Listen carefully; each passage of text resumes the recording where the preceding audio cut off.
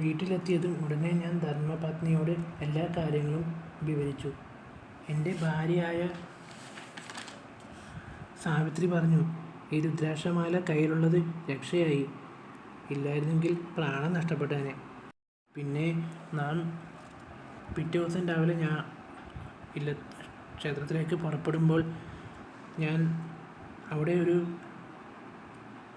വ്യക്തിയോട് ഞാൻ ചോദിച്ചു, ചേട്ടാ, ഇവിടെ അടുത്ത് വല്ല ദുർമരണം നടന്നിട്ടുണ്ടോ എന്ന് ചോദിച്ചതും, വർഷങ്ങൾക്ക് മുമ്പ് ഇവിടെ ഒരു സ്ത്രീ മരത്തിൽ ചുറ്റിത്തൂങ്ങി മരിച്ചിട്ടുണ്ട്. അതിൻ്റെ ദുരാത്മാവ് ഇവിടെ എവിടെയെങ്കിലും അർദ്ധരാത്രിയിൽ ചുറ്റിക്കറങ്ങുന്നുണ്ടെന്നാണ് വിശ്വാസം. ഇനിയെങ്കിലും രാത്രിയിലുള്ള ഈ യാത്ര ഒഴിവാക്കുക. ശുഭം. അപ്പോൾ അന്നത്തോടുകൂടി ഞാൻ എൻ്റെ രാത്രിത്തേക്കുള്ള യാത്ര അവസാനിച്ചു. അപ്പോൾ ഇനി നമ്മളെല്ലാവരും ഓർക്കുക,